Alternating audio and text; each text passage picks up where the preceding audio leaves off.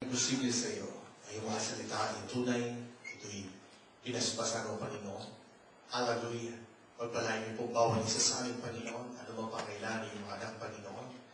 Maring ang iba sa amin, mayroong mga imposible bagay na sa isipan mangyayari na aming mga kahilingan, Panginoon. At Lord God, tonight, sa hapon ito, Panginoon ka, sa pamamagitan ng mga salita, Panginoon, namin maririnig, ito'y magiging kalakasan namin, Panginoon. Challenge namin, Lord God, and strengthen our faith, Lord God, that all our prayers, ito'y, Panginoon, it will get through because of our faith, because of your words, God, Lord. Hallelujah. Sapagkat walang imposible sa iyo. Lahat ng bagay, magagawa mo, Panginoon, Lord God. Hallelujah. Kung ikaw, Panginoon, gumawa, Panginoon, Lord God, ng disyerto sa gitna ng dagat, Panginoon, ganun din sa pangangailangan ng iyong mga anak, sa mga oras ito, Panginoon, Lord God, sa iyong mga salita namin maririnig, ito, Panginoon, ay magiging pundasyon namin, magiging kalakasan namin, Panginoon, Lord God. Hallelujah.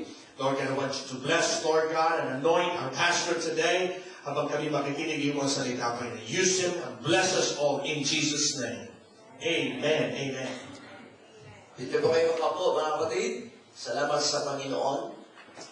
Inazar na naman tayo sa isang taon. At lagi ng batian for how many years. Ako'y malapit na mag-double citizenship. At marami ko narinig, lagi na Happy New Year. Hindi lang ang Happy New Year, but prosperous New Year. But how many years? Na lagi binabanggit. And where is that word? Merry Xmas pa nga. Pero ibig kong malaman ninyo ngayong hapon, mga kapatid, the question, is there any hard for the Lord? Is there nothing hard for Him? It is a question of your faith. Because faith is something that you can see the invisible. Faith sees the invisible and believes in the incredible. See, that's faith. And receives the impossible. So you don't faith. And just a little faith will bring your soul to heaven. How about great faith? And great faith will bring heaven to your soul. So that's it. That's faith. Because faith is not believing that God can, but God will. It is a faith that can move. Faith is to believe what we do not see. And the reward of this faith is to be what we believe. So, ngayong hapon, mga kapatid, ay isang bagay na itatanong ko sa inyo kung anong inyong nakikita sa faith. Because faith, sa Hebrews 12:1, what is faith? Faith is the substance of things hoped for. The evidence of things not seen. Kung pinakita ko sa inyo yung orange, ang ganda ng orange kanina.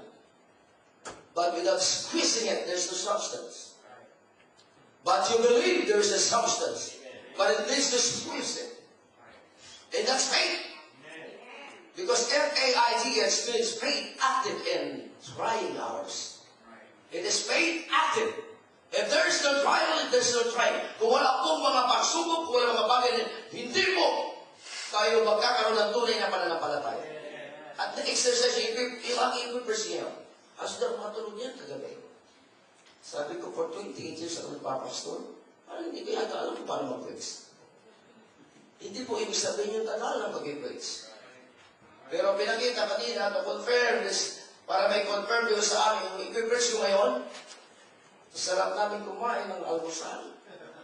At sa kasarapan ng pagkain, nalunod na yung dalawa, kami nagpapatinis pagbihis, sabi niya pa yung aking bag. Hindi ko alam kung ano nangyari. Kinabahan ako. Ha? Saan yung bag mo? Wala. Ha, naiwan ko yung bag. Nandun yung passport, nandun yung aming ticket, nandun yung baon niya. Hindi ko alam kung ilan. Nandun lahat. Sabi ko sa mga buti lang, hindi sandong gamit ko. Buti t-shirt na may manggas. Kung hindi ka tumakbo na walang pa, takbo ko. Sarado na yung breakfast na dalawa. Takbo ko doon sa langit. Sinabi ko, from 418, we need your help. Ang misis ko, may naiwan. Mahalaga. That's the bag. Yeah. Oh my God. Kasi hindi ko malaman, baka pagdating ko sa taas, hinimatay na ito. Kumatok ako, bakal. Oo, Panginoon. Grabe ang prayer ko, mga kapatid. Panginoon. Isang beses dito ako sa Los Angeles, nangos yung aming 1987. Nawala yung aking passport sa Pastor Jesse. Naglalagay kami ng name tag. Nandito na naman. Lost nga. Los Angeles. Yung Los Angeles na yan, sabi ko, nandito na naman. Grabe ang prayer ko, mga kapatid. Faith. Yung sasabihin ko, faith. Sis. Faith. And what is in the middle of faith? F-A. I is in the middle of faith. Art. Sabi ko, increase my faith, Lord. Wala na naman kami passport. Pagdating ko sa labi, nandito yung bag. Hindi na balik ko anong malaman niya. Basta nakita ko na yung bag. Nandito na, ako'y may siguro. Nandito na yung bag. Kung may nakakuha ng picture sa amin. Grabe yan naman namin.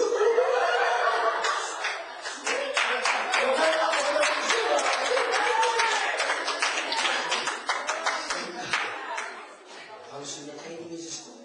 Ayaw niya, una-una, sasabihin sa taas, ikaw kasi, iniiwan mo, pinagkatiwala ko sa kanya yung ingatan mo yan, manang, dyan naman, nawala na iwan.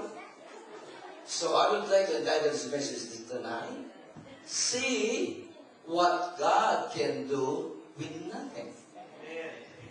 Tingnan ninyo kung ano magagawa ng Diyos pag wala o nawala. Amen. See what God can do for nothing or with nothing. In the beginning, God is the book of beginnings. In the beginning, God, there's nothing. Just in the beginning. But you can see, at makikita mga kapatid, with God, nothing is impossible. Amen. So sa kasimula ka lamang, Genesis is the book of beginning. While January from Latin word Januar means the door, or it is a window to look in. Hallelujah. At that moment, you have to see what God can do with nothing. In the beginning, God, there's nothing. Yes. Right. But God cannot be God with already something. Kung meron ng bagay, hindi siya maging God. Because the word creation is out of nothing.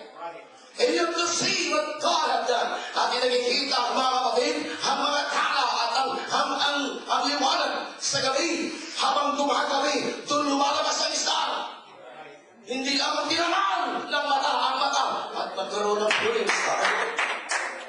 Ngunit pakinggan natin mga kapatid, ang star ay nasasabing siya'y mayroong star sapagkat sa gitna ng gabi ay siya'y nagpapatuloy. Habang gumagabi ay lalong lumalakad ang wise men. Doon po ang wise men nakikilala sa hating gabi. Sapagkat ang hating gabi ay hindi manatiling hating gabi. Meron pong naghihintay na pag-umaga. Wait for a minute. Pagkatapos ng 12 midnight, it's no longer midnight. 12:01. Tony is coming. Hallelujah. At narito mga kapatid, nang nagpasimula ang Diyos, siya lang ay nagsalita. But what precedes light? Gusto ko maging galit sa inyo ngayon. Gusto ko maintindihan natin ngayon. Sa pasimula pa lang, wala. Ngunit sa wala. Sino ba na taga-Pangasinan dito? Kung may taga-Pangasinan dito, sister, ha? Yung wala, doon meron. So, sa pasimula, yung wala, sa Diyos, wala. Ano sinabi namin? Ang lupang ito, verse 2, ay inatawa ng tubig, kasi awa ng tubig, ang Espiritu ng Diyos. Mga kapatid, ang revelation ng Diyos, doon pa lamang sa Genesis chapter 1, verse 2, nandoon na yung ball of water ng Spirit, sapagkat doon po manggagaling mula sa dilim ang liwanag. When God said the first word, let there be light, and there was light.